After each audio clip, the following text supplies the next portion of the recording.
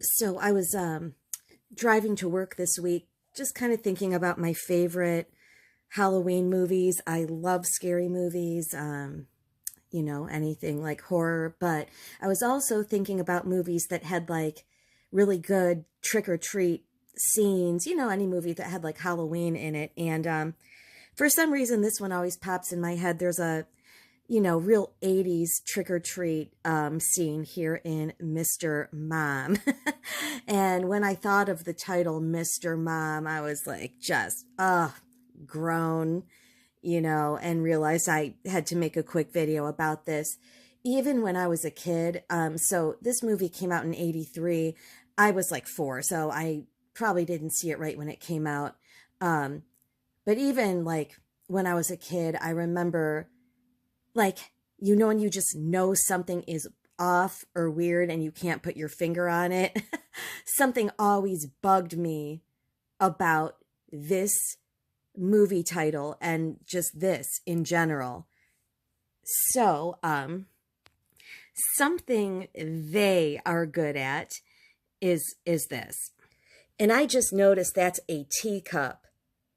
That is symbolic. I right now, like, the exact thing escapes me. Maybe that's like a testosterone thing.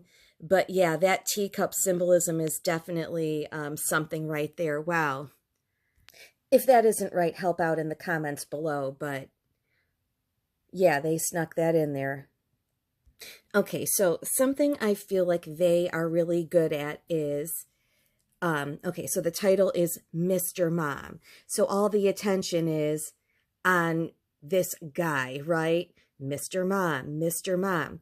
Don't look over here. Look over here at the man in the checkerboard apron. It's Mr. Mom. This is Mr. Mom. Get it? Like, if you've never seen this movie, it's about this Michael Keaton's character. Like, he's a suburban dad and he loses his job. And the wife here decides to go back to work and he stays home to raise the kids.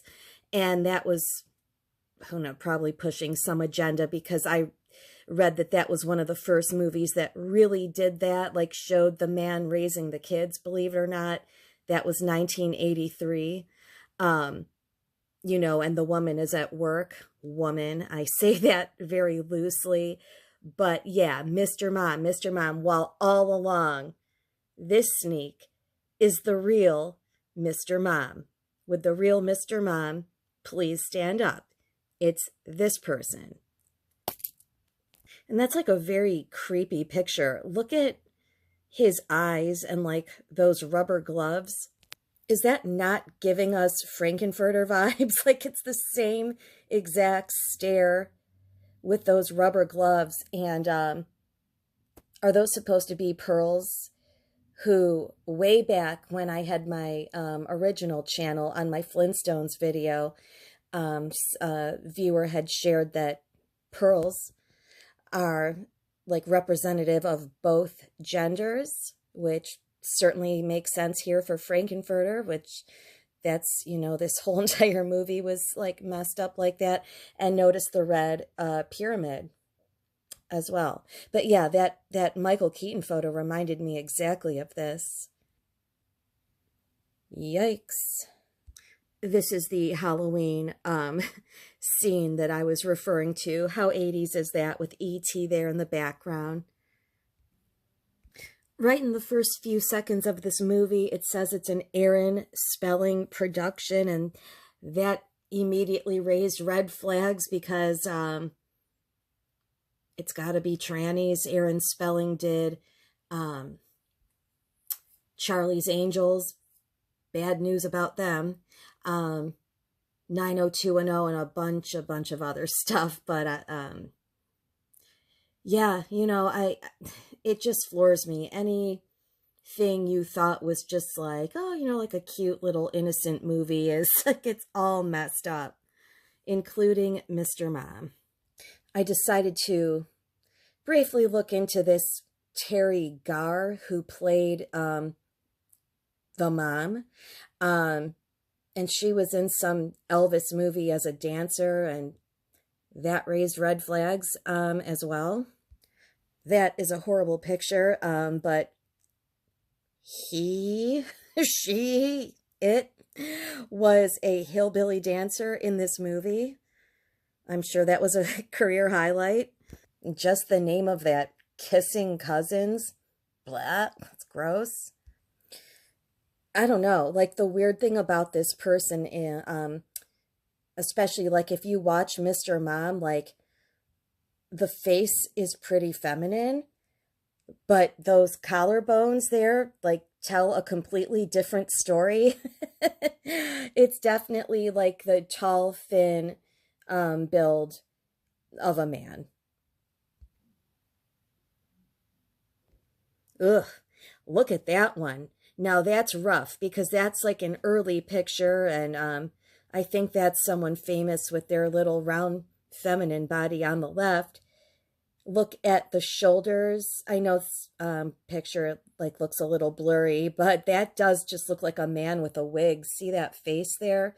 So this person obviously had some surgery, took some more estrogen. I don't know what they do, but this looks rough. This looks like a man in just like a women's bathing suit or outfit or whatever the heck this is supposed to be.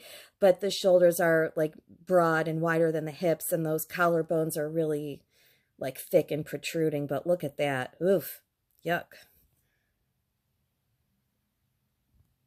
And look at the difference here. This picture is probably like from the maybe 80s, I guess, with that hairstyle. And the face looks a lot more like softer and feminine, in my opinion, than that.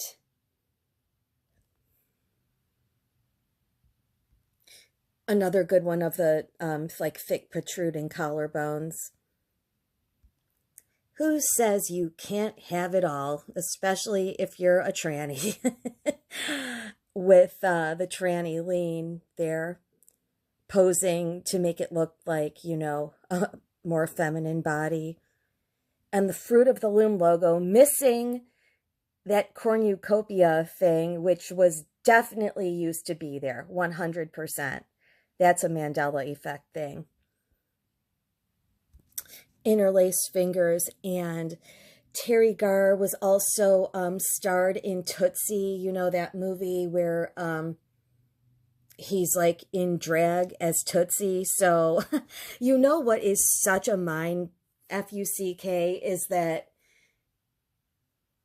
so again, it's look over here, look at Tootsie. It's a man in a dress and heels and makeup, while all along the people all around them are trans. There are actually like, this is a man. In my opinion, I am not stating a fact. I am not stating a fact. I barely know who this person is, but for the sake of, you know, the topics that we talk about, we are pretty sure that this is a man posing as a woman, and they're all in the movie. But the big joke of the movie is, oh, look at Tootsie, you know, I can't even remember who starred in that. Don't be mad at me. I can't think of it right now.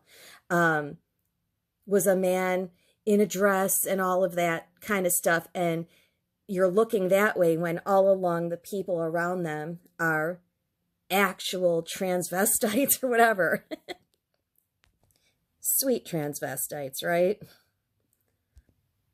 Here's a creepy photo of Terry Garr dancing and kind of doing like a Baphomet pose there, in my opinion. This here says Terry Garr's fascinating life from Dancing with Elvis to Hollywood fame. So sometimes you're just guilty by association. You know what I'm saying?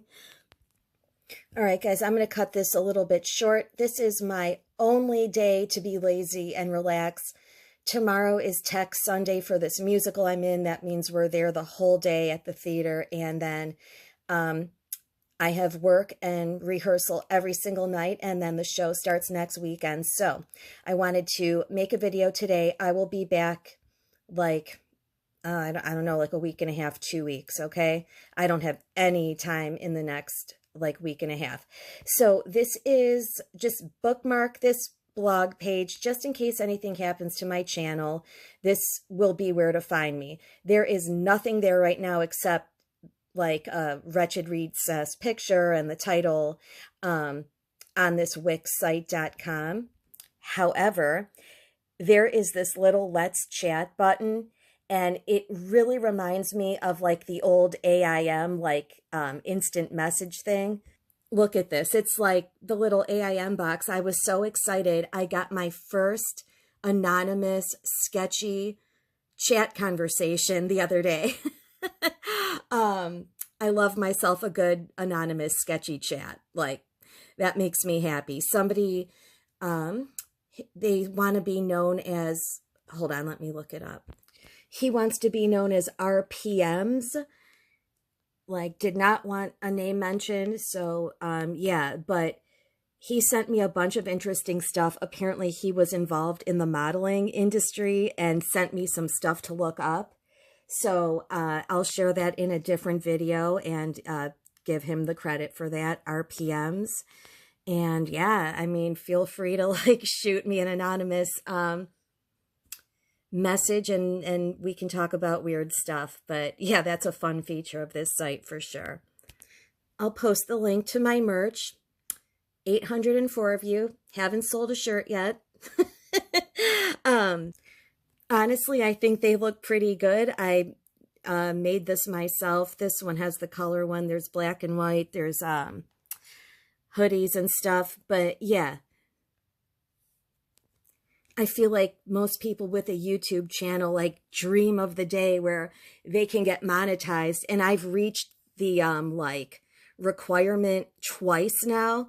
And the first time I reached like 800 and some 800 and some subscribers. I can't remember the exact number. My channel got pulled down. I don't know if I told you guys that whole story. I had 0 strikes, 0 warnings, like nothing, like no notice.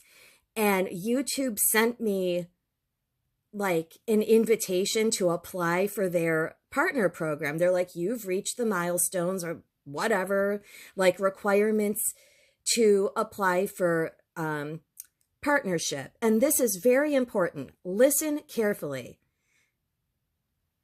I'm a very smart and educated person. No part of my being thought that I was going to get paid to have a truth channel, call out these people on their own platform. YouTube is run by they, them, okay? However, there are so many channels and so many creators. I just thought like, all right, let me see what happens, okay? Maybe I'll fly under the radar. That's what I thought. Like, there's so many channels. Are they really going to like look through my content? My shit got pulled the same day. No warnings, no strikes, literally nothing. And after that, it said like you could appeal it. So I appealed it. I was like, I never got any like warning, strikes, whatever, blah, blah, blah. And they sent me an email saying transvestigations, which I guess maybe I had a little bit more of on the first channel. I don't know. They said that that is considered bullying and harassing. So one of the main reasons I'm telling you this story right now is you all are subscribed to channels who have thousands of subscribers, which is very sketch to me because I don't think there's that many awake people in this world. I highly doubt it. Those channels are monetized. Mine got pulled down and had similar like topics. Like my videos I feel like are creative and I use humor and I like to come up with my own stuff.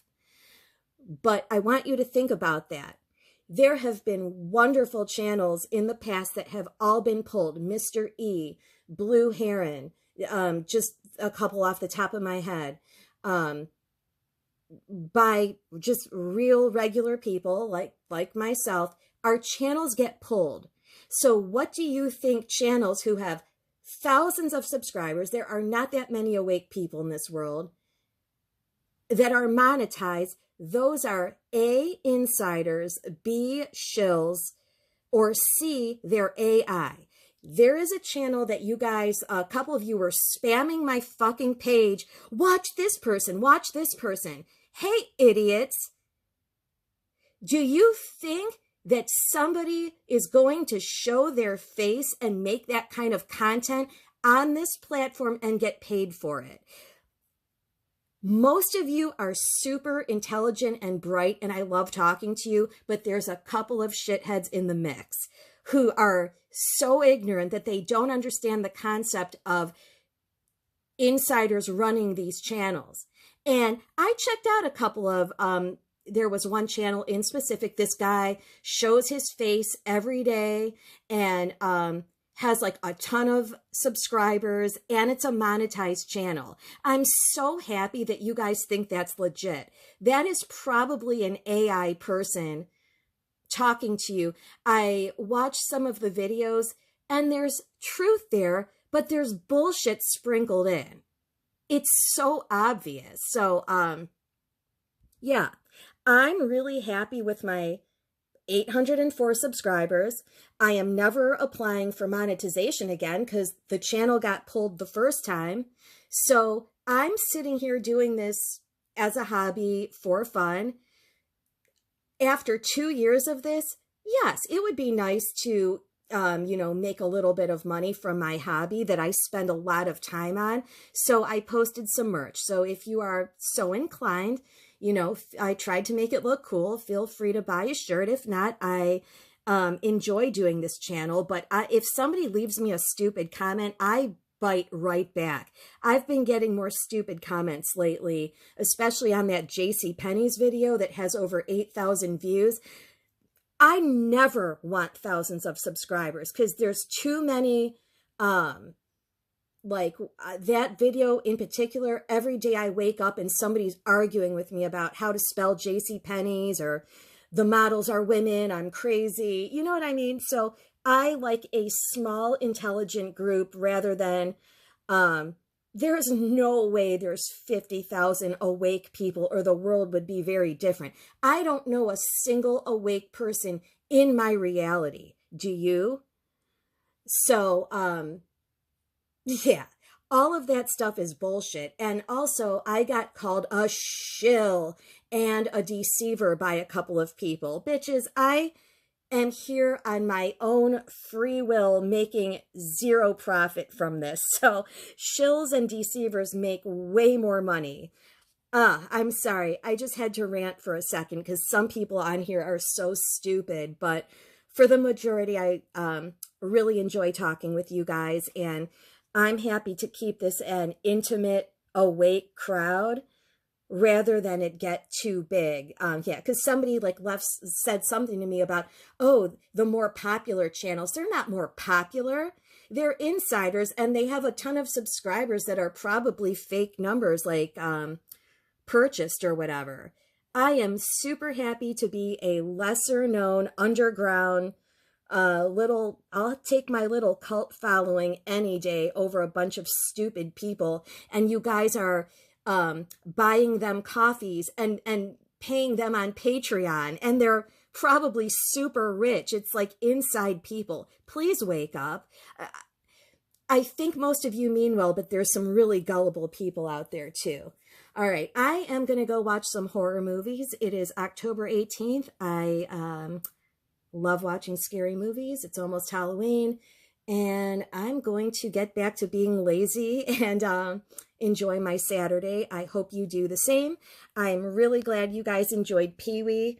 I've been meaning to make that video for quite a while. My original channel was at Wretched Recess, and when that got pulled down, I didn't even have to think about it. I knew I wanted my next name to be Wretched Recess Playhouse because I love Pee-wee's Playhouse. All right. I think that's all I have for you. Check out my blog. Like I said, there's nothing there, but bookmark that in case YouTube plays games with me again. And catch you in about like 2 weeks or so. I have a Halloween video that I'm planning to do. Okay, bye.